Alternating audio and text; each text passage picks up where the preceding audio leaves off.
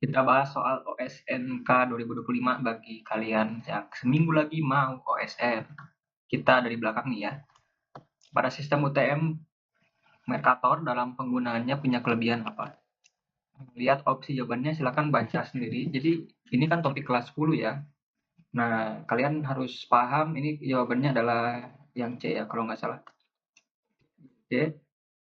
Jadi pembesarannya sama. Ini kalian pahami 3 tipe proyeksi ini. Ada proyeksi silindris, azimutal, dan konikal. Jadi ibaratkan proyeksi itu bagaimana cara memindahkan bidang lengkung ke bidang datar gitu kan. Nah, di sini kan yang Mercator itu termasuk silindris ini ya. Ya, jadi silindris. Apa kelebihan dari Mercator? Jadi Mercator itu dia kalau wilayah yang ada di tengah, dia itu akan sama gitu ya. Karena yang nempel itu kan bagian tengah ini kan. Maka equidistant, equivalent, conformnya oke lah gitu ya. Makanya Indonesia sama kan, jadi nggak berubah banget kan bentuknya gitu ya. Nah, yang distorsi paling banyak kan ke atas ya, ke atas ke bawah nih. Meluas banget nih, Greenland kan nggak sebesar ini gitu ya, Rusia juga nggak.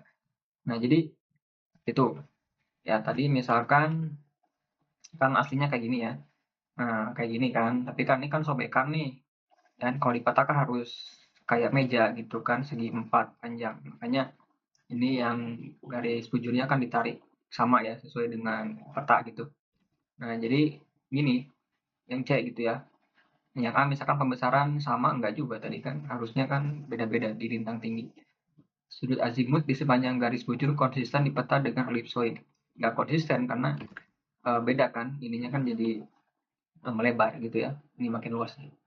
Kemudian luas bentukannya nggak sama juga nih, yang kalau Greenland kan nggak sama, kecuali yang di ekuator ya. Kemudian bentukan objek konsisten dengan objek di elipsoid. Ini nggak konsisten nih kan, kayak gitu. Nah, jadi dipahami seperti itu. Nanti yang proyeksi konikal juga cari ya, yang proyeksi azimutal kayak gitu. Dan juga misalkan ada kadang gini soalnya kan, mana negara yang cocok dipetakan dengan proyeksi konikal gitu kan. Nah, berarti kan kalian lihat aja misalkan kalau yang dimasukkannya kerucut ini mana yang nempel ya, negara mana ya di lintang yang sedang tinggi kan, ya Amerika, kemudian apa tuh ya, dan lain-lain. Nah, jadi kayak gitu ya, silakan dicek kembali tentang sistem proyeksi seperti ini. Kemudian RBI, ini peta RBI biasanya selalu ada ya, ini bandingkan Q dan P. Mana yang kondisi antara relatif Q dan P. Ini kan kontur aja, kontur makin lebar kan makin landai, kalau yang makin titiknya makin rapat kan makin curam kan, gitu kan. Misalkan bisa dilihat ini ya, topo ya, skill atau apa gitu ya.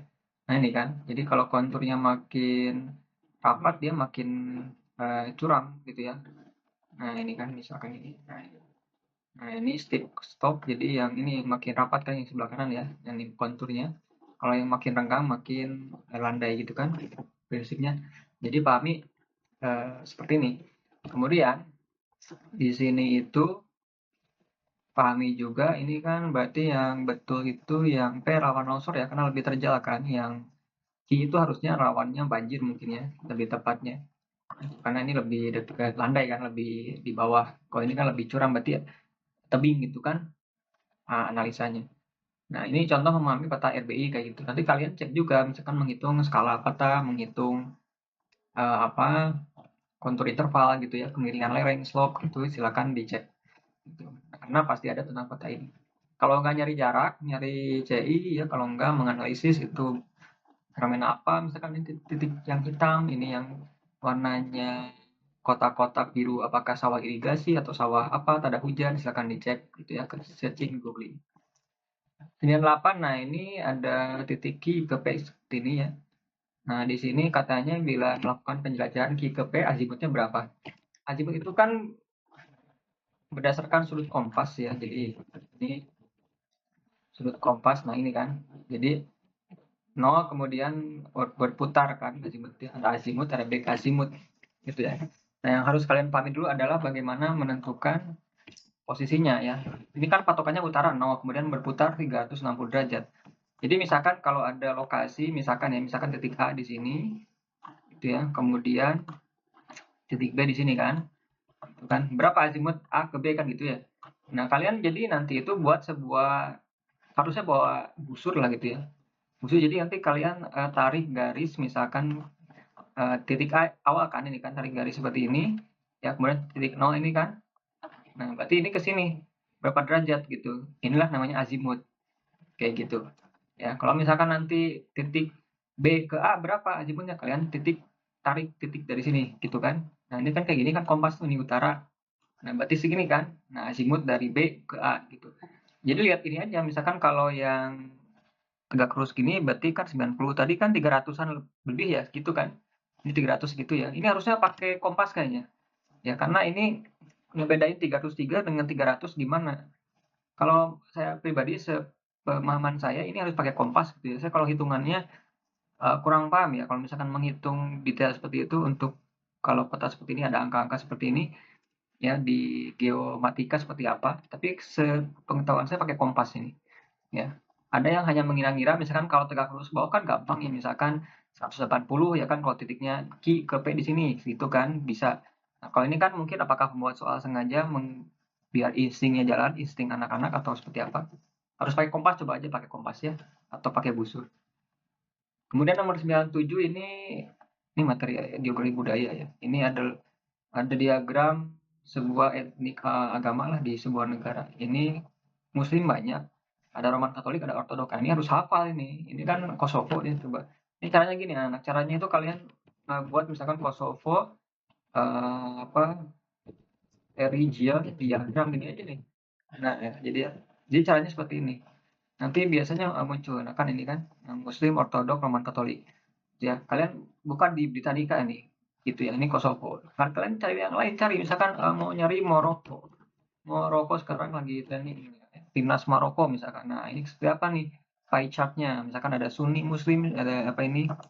Kita lihat ya, ada Syiah atau apa ini, kemudian other. Nah, kayak ini Maroko. Kalian cari lagi misalkan Iran. Sekarang lagi ribut perang dengan Amerika. Cari Iran. Nah, ini ya. Nah, ini ada Syiah, ada Sunni gitu ya. Jadi cari seperti itu. Ya, cari negara-negara yang kira-kira menurut kalian menarik ya. Misalkan Rusia boleh ya. Cari jadi dihafal nih memang. Jadi ini murni dihafal kalau yang seperti ini. Nah, ini kayak gini ya, kebanyakan misalkan Rusia Ortodok ada Muslim namanya Rusia kan Ortodok ya kebanyakan. Nah, jadi kayak gitu ya. Caranya gitu kalian mulai menabung seperti ini. Ya caranya keywordnya ini ya. Kalian tinggal ganti ininya. Oke. Kemudian nama di bawah ini menjelaskan bagaimana unsur budaya dari tempat aslinya dibawa ke tempat lain dimodifikasi. Ini kata kunci dimodifikasi sehingga dianggap sebagai budaya asli. Dianggap sebagai budaya asli, oke ya. Nah, ini jawabannya apa? Ini jawabannya adalah pizza effect ya. Nah, pizza effect kalau nggak salah coba kita lihat. Nah, di sini kita coba. Oh, ini. Nah, jadi pizza effect itu sebuah fenomena di mana suatu kebiasaan budaya mengalami transformasi di luar negeri ya, lalu diterima dan diadopsi oleh budaya asalnya sebagai sesuatu yang otentik, yang bergengsi. Nah, gitu. Jadi kayak gitu. Nah, ini dinamai atas sejarah pizza gitu. Awalnya kan jajanan rakyat jelata di Napoli ya, gitu. Nah, ketika imigran Italia pindah ke Amerika, memodifikasi topping-toppingnya sehingga jadi populer gitu ya. Nah, jadi kayak gitu, dimodifikasi seperti itu. Nah, sehingga dianggap sebagai budaya asli daerah setempat. Ya, ini namanya yaitu dia pizza effect. Ya, kalau misalkan cultural fragment, fragment itu kan pecah-pecah gitu ya.